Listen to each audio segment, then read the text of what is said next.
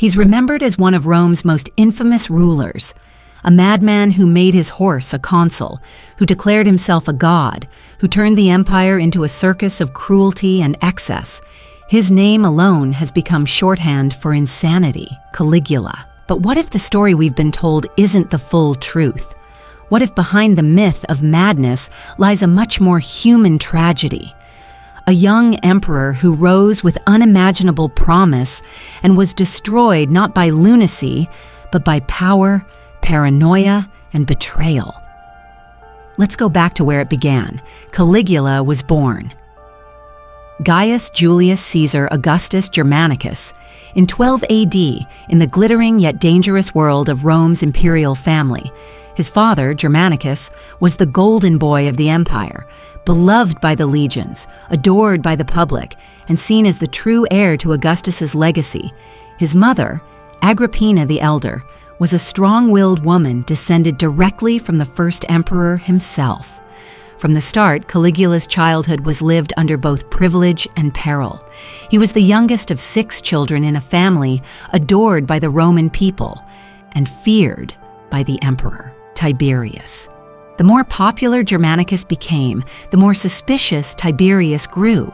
And when Germanicus suddenly fell ill and died under mysterious circumstances during a campaign in Syria, whispers spread that he had been poisoned under imperial orders. Caligula was only 7 years old when his father died. His mother's grief quickly turned to anger. She openly accused Tiberius of murder. That would seal her fate. Agrippina was exiled, and one by one Caligula's brothers were executed or imprisoned. The young boy, who once played in the camps of legions, now watched his family be systematically destroyed. The name Caligula, meaning little boots, came from those early days in the army camps. As a toddler, he was adored by his father's soldiers, who dressed him in a miniature uniform complete with tiny boots. The nickname stuck, though it would one day become a curse.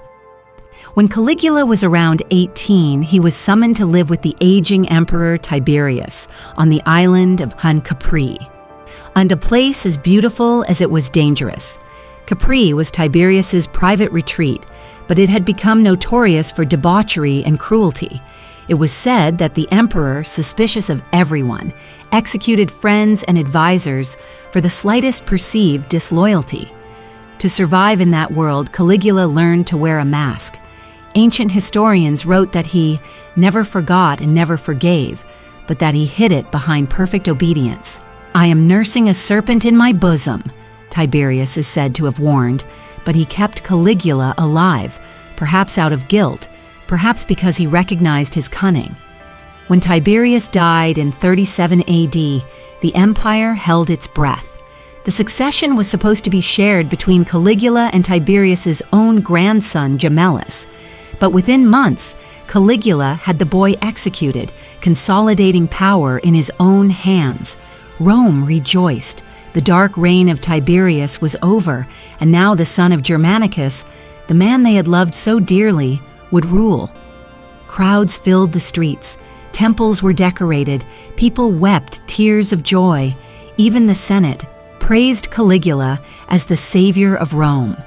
And for a time, it seemed they were right. In the early months of his reign, Caligula was everything Rome had hoped for. He granted amnesty to political prisoners, abolished unjust taxes, and held grand games in honor of his father. He honored his family's memory, paid soldiers their overdue wages, and even brought back the ashes of his mother and brothers for a public funeral, something Tiberius had forbidden. For the first time in years, it seemed the empire had a ruler who cared. But power in Rome was never without shadows. In October of that same year, only 7 months into his rule, Caligula fell deathly ill. Accounts differ on what caused it.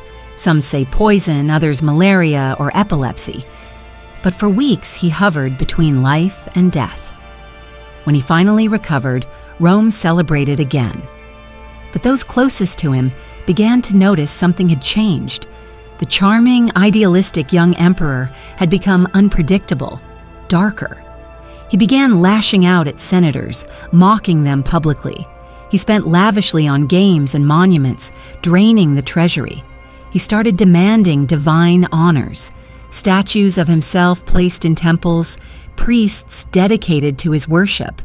To the public, it looked as though illness had broken his mind, but to those who knew the palace, it seemed more like fear.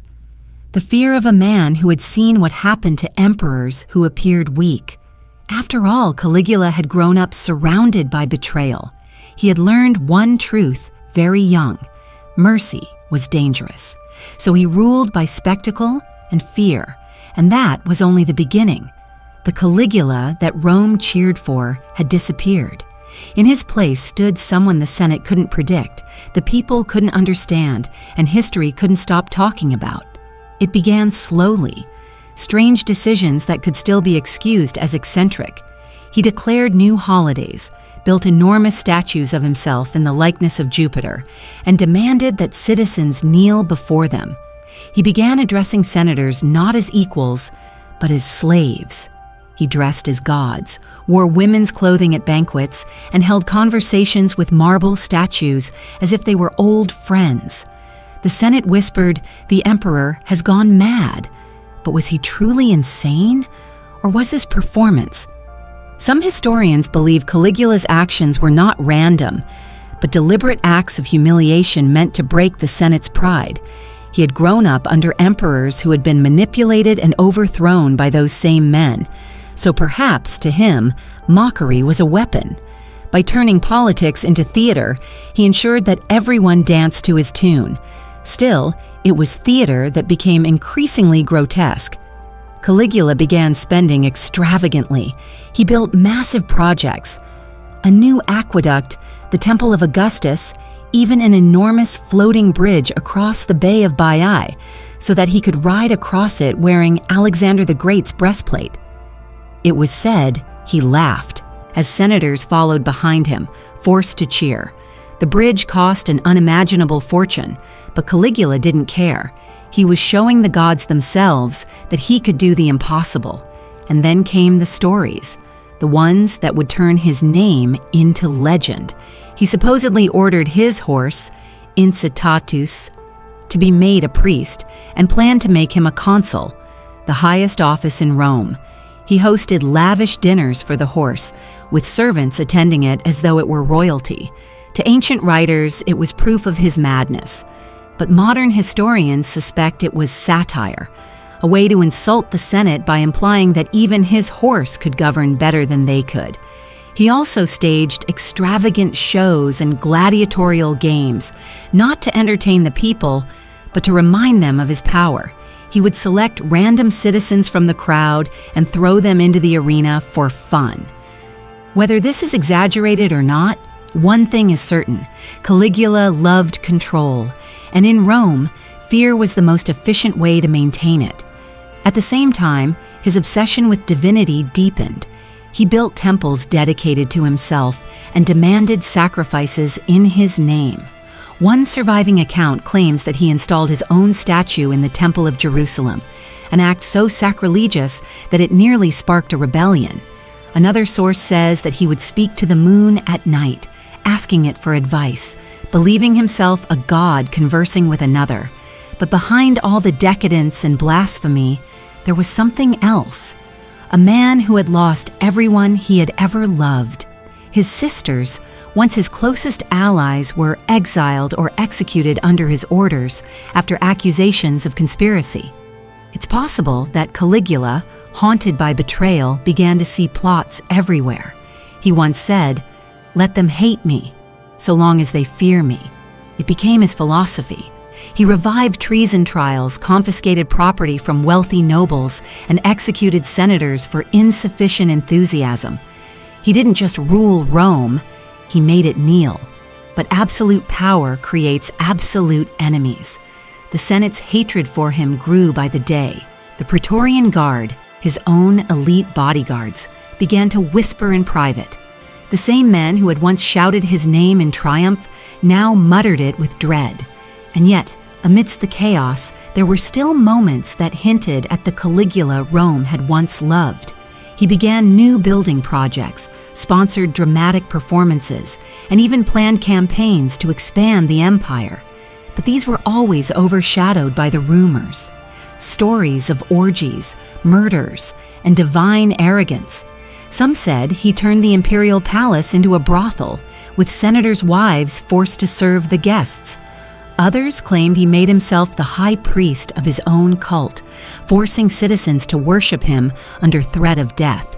There's little hard evidence for most of these tales, but they persisted because they made sense to those who needed to justify their hatred. To them, it wasn't enough for Caligula to be cruel. He had to be insane. Yet when we strip away the sensationalism, what remains is a young man who inherited absolute power after a lifetime of trauma, isolation, and manipulation. He had watched his family destroyed by emperors and his friends destroyed by politics. He had grown up in a palace that rewarded paranoia and punished mercy. Maybe Caligula wasn't born a monster. Maybe Rome made him one. But monsters, even the ones we create, eventually turn on their makers. By 41 AD, Rome was collapsing under the weight of his rule. The treasury was nearly empty. The Senate plotted in silence.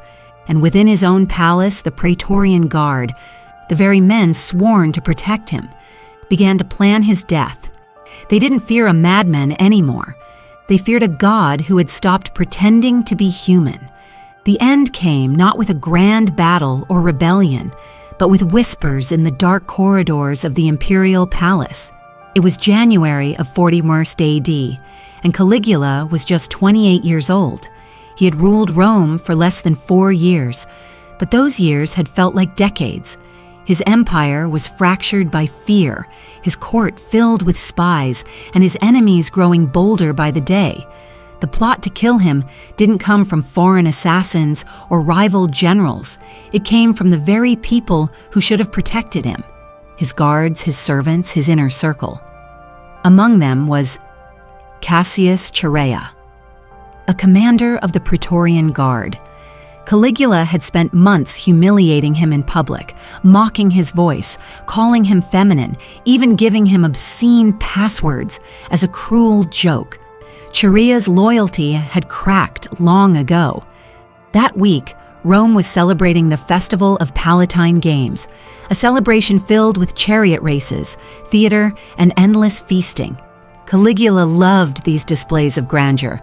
They allowed him to remind Rome that he was both emperor and spectacle. He had recently announced plans for a new military campaign, not against an empire, but against the sea itself. He had led his army to the coast and ordered them to collect seashells as spoils of war from Neptune, the god of the ocean. To some, it was divine comedy. To others, it was madness made real. By the time the festival began, even those closest to him were exhausted. Senators smiled when he entered the theater, but their eyes told the truth. They were waiting for someone else to act, and that someone was Chaerea. On January 24th, Caligula entered a narrow passageway beneath the Palatine Theater, surrounded by a few guards and courtiers. He was in a good mood, laughing, still flushed from the festivities. Chaerea was waiting. As Caligula passed, the commander raised his sword. The first blow struck his neck. Caligula cried out, not in disbelief, but rage. He tried to fight back, but more blades followed. Witnesses said he screamed, "I'm still alive!" as they stabbed him over 30 times. When he finally fell, the assassins didn't stop.